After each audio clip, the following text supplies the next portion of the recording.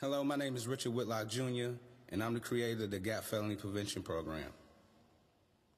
First of all, I'd like to give a special thanks to the Fund for the Arts and Louisville Metro government for providing the funding for this catalog documentary through Imagine 2020 and the Jennifer Lawrence Foundation. The title of this visual essay is called The Art of Activism. Underdevelopment creates activists, and consequently, activists create activism. Historically, and even currently, all over the world, where there is underdevelopment, there is also activism. The Sons of Liberty penned the Declaration of Independence in a written form that can only be described as American activism. Events like the Boston Tea Party and the Revolutionary War can only be described as acts of activism.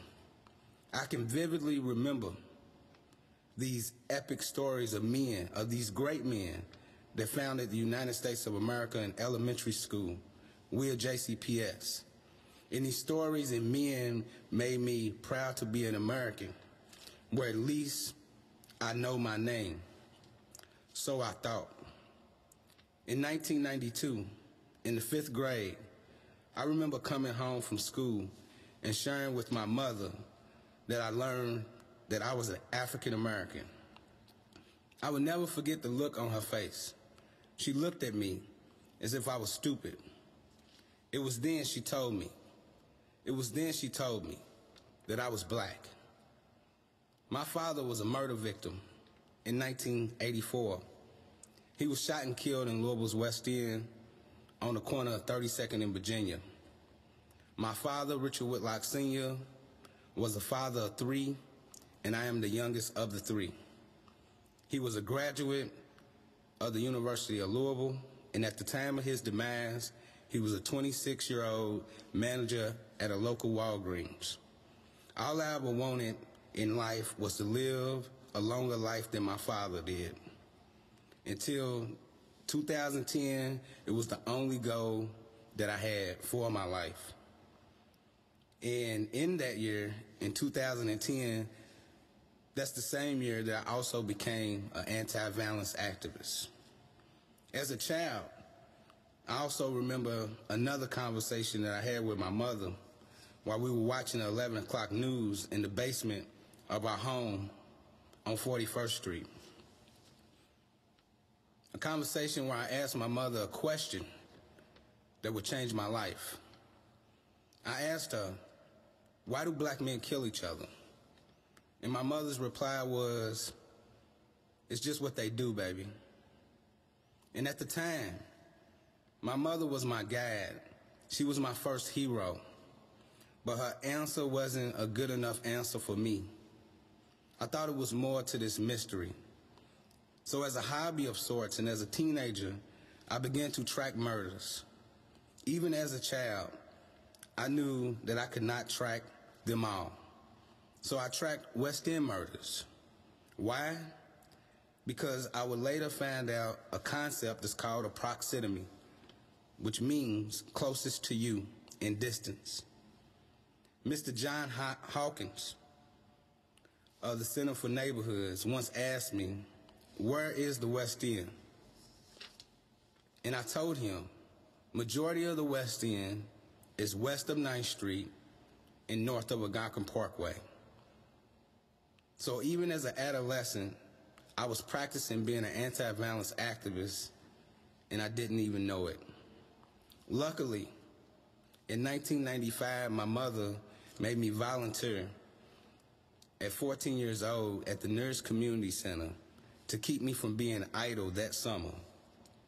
And that's when I fell in love with positive youth development. At the time, I just thought I loved working with kids, but I did not know that this line of work was an actual industry. And from 1995 to 2001, I worked with neighborhood children every summer through metro parks. From 2010 to 2012, I co-facilitated a program called Project Hope with Mr. Stefan Gilkey at CCDC. In 2012, I quietly launched the GAP cultivation program at the Trinity Family Life Center and also at the Shiny Arts and Culture Center. I worked the summer at the Potter's House with Deanna, Miss Lisa, and Big Kurt. And I also volunteered to work another summer with 1+1 = You. In 2010, I was part of a men's organization called Brothers Helping Brothers. And that's what really helped me change my life, being a part of that men's group. That's why I met the men that are still in my life to this day in the community. In 2012, I was the second youngest member on Mayor Grace Fisher Violence Reduction Work Group. My goal has always been and will probably always be to franchise the disenfranchised. While on the Violence Reduction Work Group of 2012, my only suggestion was the definition of violence and making sure that the word cultivation was utilized in the write-up of the community building portion, which it was. Cultivation is simply refinement, elevation, elation, and exaltation.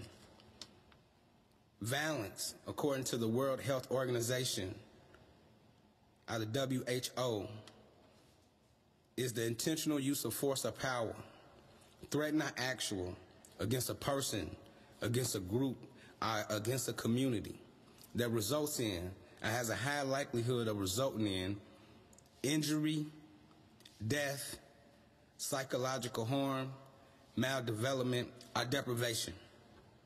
I often and proudly say that I changed local government at the tender age of 29. Our activism and my invented codes in May of 2012 led to the creation of the now Office of Safe and Healthy Neighborhoods. And after changing local government, I've never thought about doing anything else with my life. Initially, this documentary was supposed to be about how community violence affects children. And the art of activism is about how community violence affected a male child that eventually became a man. There is a reservoir of untapped human potential in the West End and also in the other 3 poor zip codes in this city. These 6 zip codes fulfill the reasoning of having zoning improvement programs, so we'll know who needs what. As you can see, watching this film, I've been a part of a tremendous amount of community activity, mobilization, various programs, projects, works, and efforts. And honestly, I know less than a handful of white people. Louisville, Kentucky is one of the most segregated cities in the country. 90% of white people live in communities that are 90% white, and 80% of black people live in communities that are 80% black. I used to think that organizations like the Kentucky Alliance Against Racism and Political Repression were outdated and irrelevant. But eventually, even as an esteemed citizen, having a key to the city, and being a proud son of West Louisville, even I would eventually run into the red light of racism. The red light of racism is a concept that is too often of a time, a reality in the lives of black Americans. And Lionel Richie once said, artists will put here on the planet to define things that do not have definitions. The red light of racism is the biggest deterrent of young black men buying into a system that overwhelmingly seems like it's totally against us. Unpacking Ferguson is a local video by Michael Hicks about how youth from the West End view the world. One young man stated that the police officer was more important than Mike Brown, and that's the reason, as a child, to why the police officer would not be charged. And consequently, and silently saying, black lives do not matter in this country. Black lives matter to me.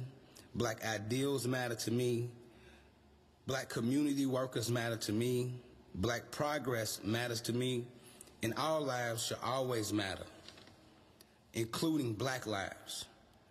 But since then, Blue Lives Matter legislation has been passed in the state of Kentucky, which is a piece of legislation that treats, and if anyone attacks a first responder, they'll be charged with a hate crime. And that only makes me wonder what piece of legislation could be passed to protect the minds and the hearts of all children in this country, and especially black children in the community that I grew up in. One of the first generational questions I was frequently asked by the elders in the community was, why did we call the neighborhood the hood? Why do we call the neighborhood the hood? And the answer was, and still is, because it's a place without neighbors. For example, LMPD and law enforcement agencies struggle to find witnesses because of the G code. It's a street code that even productive citizens abide by, meaning see no evil, hear no evil, and speak no evil. And with all honesty, in the hood, there's a legitimate disdain and resentment towards law enforcement and other facilitators of social constructs. Culturally, we feel, we think, and we know that these systems that are being used to build up certain parts, places, and people are being used to destroy us in our side of town. The word urban has become the 21st century sound for the term ghetto, which derives from the word ghetto, of the ghetto islands. Living on an island is what it feels like, even as a child in the West End.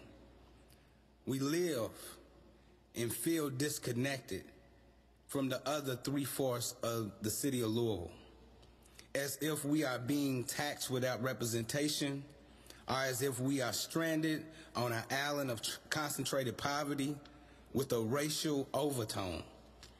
And it seems like the only time we are treated like citizens is when we are being charged with crimes. According to recent statistics, 50% of the black men in the West End are unemployed, and 50% of black men in the West End are convicted felons, which is the reason why I created the GAP Felony Prevention Program. Felony prevention is a much needed community innovation, and it's a community involvement program. Nationally, 1 in 3 black men are convicted felons, while only 1 in 17 white men are convicted felons. Did you know that the children of convicted felons are 7 times more likely than the rest of their peers to become felons in their lifetime? Their being born and raised in a certain zip code is a key indicator to the likelihood of the success rate of a child. It's 2 social constructs that consider African Americans to be historically disadvantaged as a group of people, and that is the schoolhouse and the jailhouse. And consequently, the school system and the criminal justice system create the school-to-prison pipeline. My family has been in the West End since 1917, and even as recently as the 90s, there was a lot of pride in the people of the West End.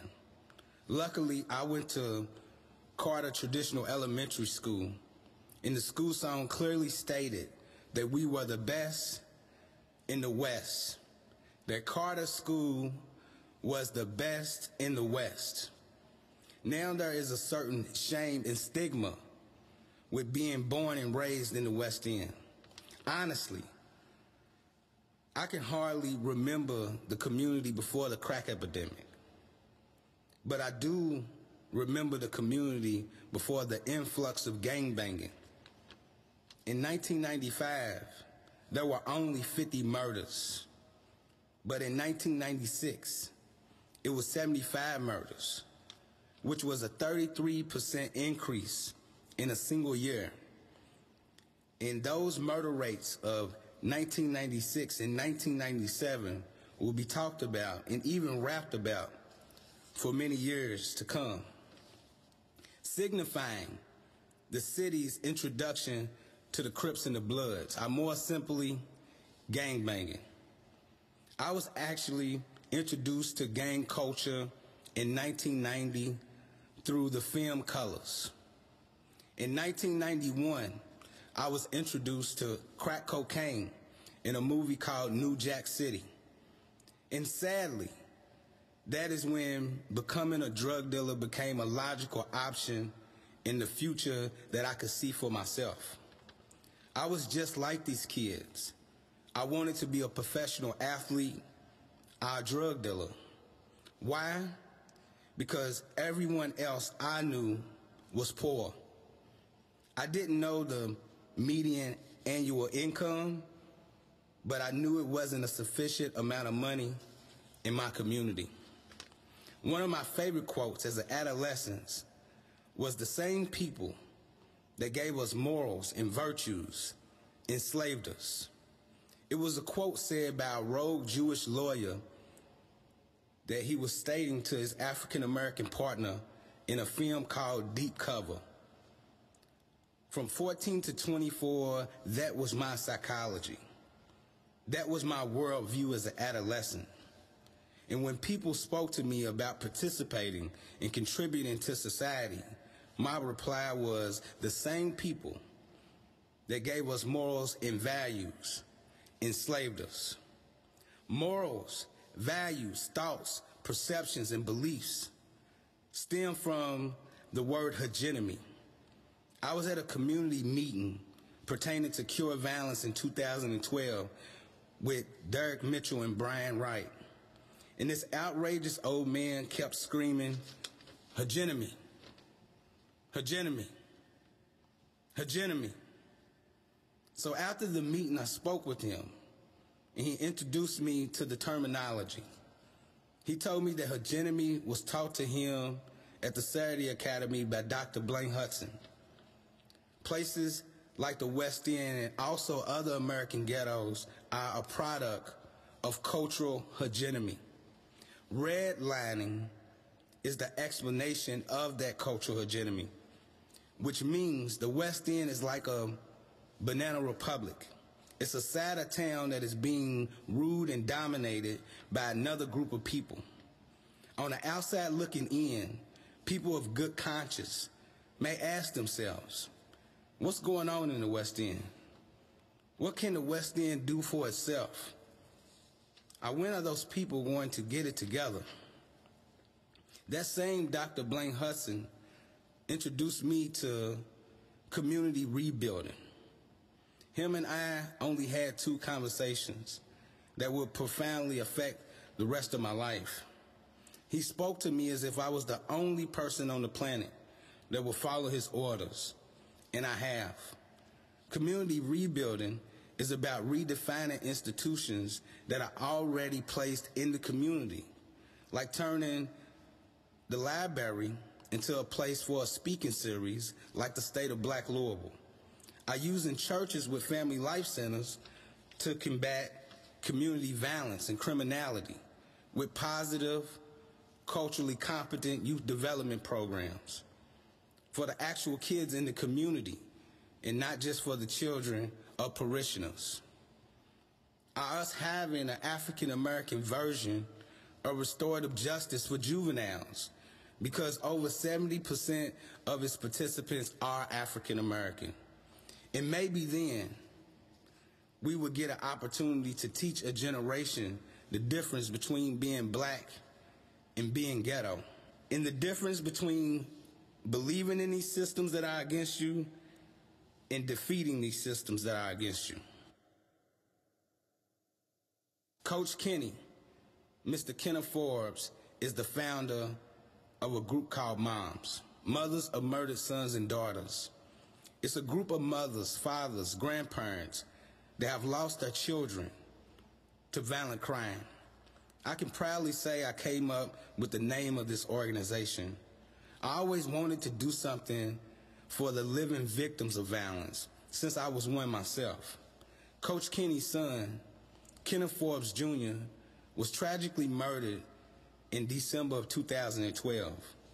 Even a couple years later, I could still see a sadness in the eyes of Coach Kenny that I'd never seen previously. So I shared with him about an ideal that I had that he could run with if he chose. Secretly, the key to victims of violence is actually helping other people. In 2007, I noticed this phenomenon when my auntie lost her son, Bruce Hanson Sr., to gun violence. I noticed a paralyzing trauma had entered her life that even lingers to this very day. Naturally, it made me think about the effect my father's murder had on my granny. In 2007, the Pegasus Institute published Voices of Survivors, Louisville's Metro Violent Crime Report. It's about the ripple effect of community violence, and the closer you are to the impact of violence will depend on the level of intensity of these ripples, our waves. I think most people have no idea how life-altering a single act of lethal violence truly is. My life, their life, our lives would never be the same. My goal as an anti-violence activist is to make sure the least amount of mothers, fathers, friends, family members have to experience this kind of pain and loss. So not only do I know what I'm doing, I know why I'm doing it. As you can see, I've been given a lot of awards and accolades for what I've done in the community. But to be perfectly honest, when I began to do the work, I didn't even know these accolades even existed. Blaming the victim is the easiest way to cope with community violence. There's no logical explanation of why an infant was shot and killed by a stray bullet and why you yourself is still alive. It's also easy to blame the community for killing your son. It's easy to blame the community for killing your daughter, or your cousin, or your uncle. For almost 3 decades, I've heard people blame hip-hop and rap music for the conditions in our community, when the truth is, it was more murders in the 70s than any other decade in Louisville, Kentucky. People often ask me, why do I think there are so many murders in Louisville, Kentucky? And honestly, there's not a singular answer. But if you ask the businessman, they will tell you the problem is economical. If you ask someone with the education, they will tell you that the problem is educational. If you ask someone in law enforcement, they'll tell you the problem is criminal. And if you ask a preacher, he will tell you that the problem is sin. But in urban communities like the West End, there is a high level of undiagnosed PTSD. So much so that I consider these zip codes of concentrated poverty as PTSD communities. Places that are currently violent usually have a history of being violent. Certain neighborhoods, certain street corners, and even certain parks have a history of violence. Even people that are committing acts of violence usually have a history of violence themselves. Frank Lucas of the movie American Gangster said that when he witnessed a police officer kill a family member as a child, all bets were off. Basically meaning anything goes. And from that point on, his life was simply just about survival.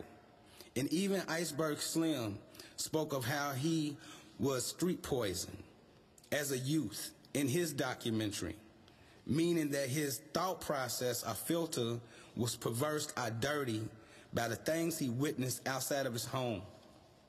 Which leads me to the cure violence model of treating violence like a contagious disease or like a public health issue, because violence has always been a public health issue.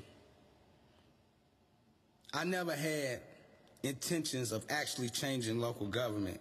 I just wanted to change the way local government viewed community violence.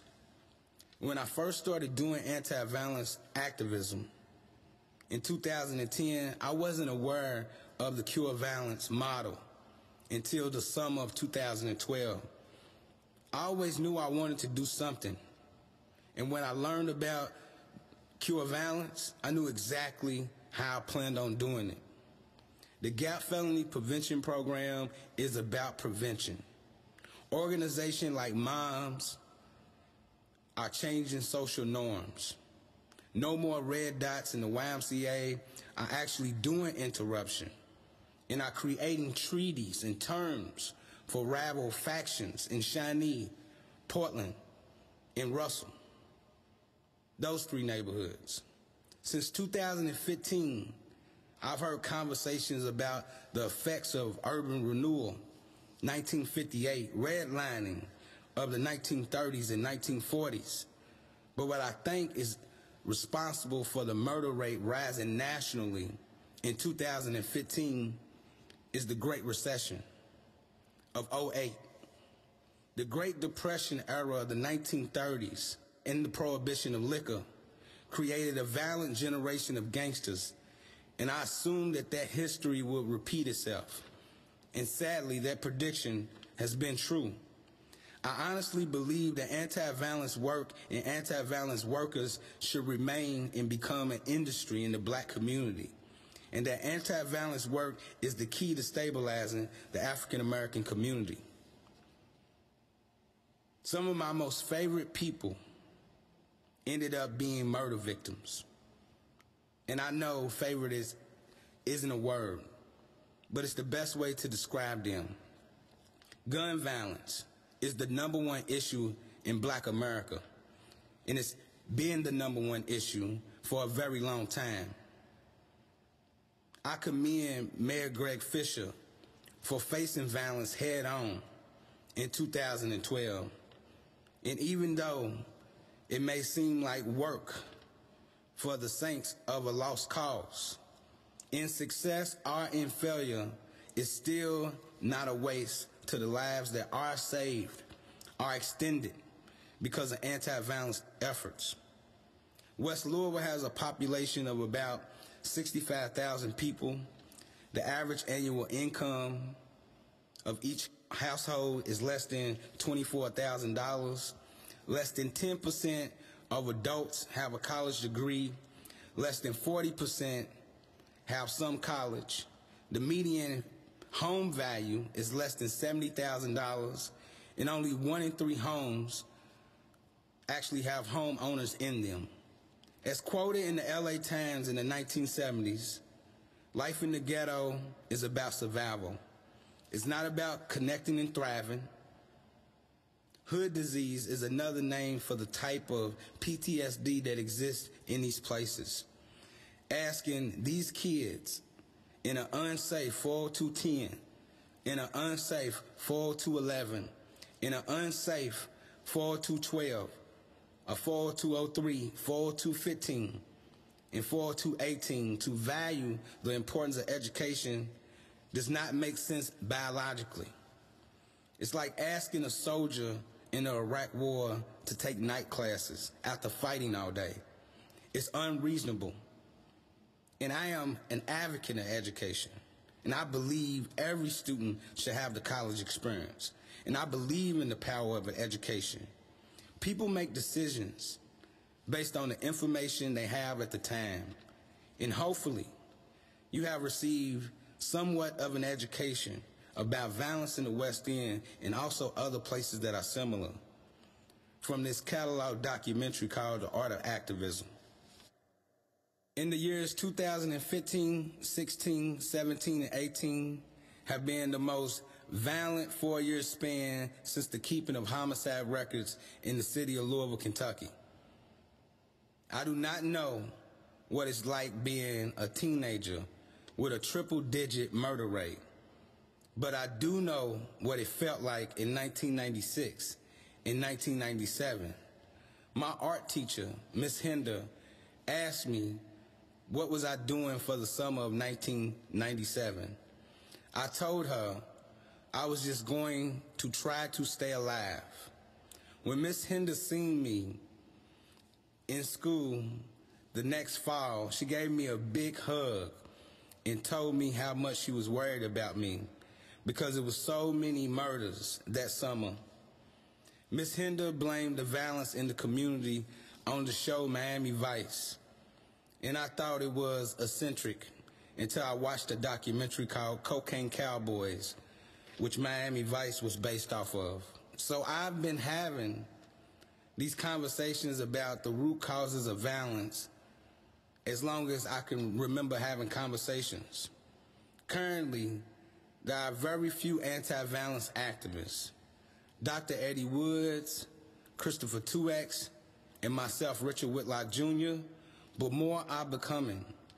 Like I said before, I've been tracking murders since I was a teenager, but here lately, and honestly, it's been so many murders. It's been too many murders to track them all. Yes, even for an anti-violence activist, it's been too many murders to keep up with the amount of shootings and murders. Every shooting and murder has its own story. Some even turn into urban legends. But the perpetrators are serious, and the victims and their families are real. My family is your community, and your family is my community. In 2013, I was telling a local pastor about my family, and he told me what has happened to your family, Richard, is a microcosm of what has happened to the masses of families in the black community. My family has been tremendously affected by violence and by crime.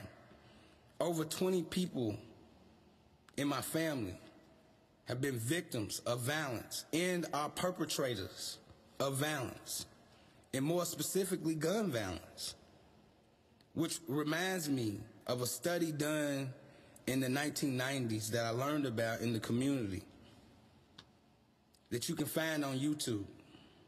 It's called The Biggest Big Brother Program. It's about the importance of mentorship and how alpha male culture is passed down from one generation to the next. I originally heard about this story from Brother Rick at Brothers Helping Brothers at the coffee shop on 18th and Muhammad Ali. In 1998, an educated black man by the name of Grady Foster provided me with a 2-year-long intervention. And he is still in my life to this very day, and I refer to him as my father. What he and other positive black men showed me and told me is what I turned into the GAP Felony Prevention Program. My secret is that I've been properly loved by another black man. Black men are very important to a black male's identity. When most young black men look into the mirror, the first thing they see is their color. And how do I know? Is a question that I often ask youth. And I often talk about the importance of black men and black organizations pertaining to anti-violence work. And it's not because of race. It's because of place. The movie Black Panther did something to the psyche of black people that I can only compare to the original Birth of a Nation. Yes, there is a cultural problem in places like West Louisville. And the biggest cultural problem is from people outside of the West End thinking and believing that they can fix our problems. Jimmy Baldwin once said, "We cannot fix what we will not face." And what he was referring to is cultural hegemony. When the people of West Louisville are not empowered, positive change will not be transferred from one generation to the next. I'm a millennial, and I've seen previous generations trying to skip over a generation to reach another generation. Initiatives like Cradle to Career must include all generations that are living. I see a generation of millennials that have a visceral response to the happenings and unhappenings in our community. A generation that is more interested in the community sector than the long-coveted corporate sector, because the survival of our people will depend on our efforts in life. We look at the world differently. There is a documentary called The Millennial Dream that properly describes this phenomenon. We are more purpose-driven than profit-driven, more interested in being brilliant than being compliant, and we follow those that empower others. Being an activist is a very strange profession, but someone of my generation had to be its first. I started getting our people in 2010 as a cause marketer, and the cause was anti-violence. In 2018, Metro Council approved a $2.2 million budget for anti-violence work in the city of Louisville. From 2010 to 2014, there was $0 in anti-violence work. In 2012, getting our people changed local government, Mr. John Cole, Minister Joe Muhammad. We created an event and we introduced Metro government to the reverse panel, where the community spoke to the panelists instead of the other way around. Mayor Greg Fisher listened to the concerns and stories of over 20 citizens before ever taking the mic. Mayor Greg Fisher is my mayor because he was mayor enough to face violence head on by creating the then director of Safe Neighborhoods that has turned into the Office of Safe and Healthy Neighborhoods.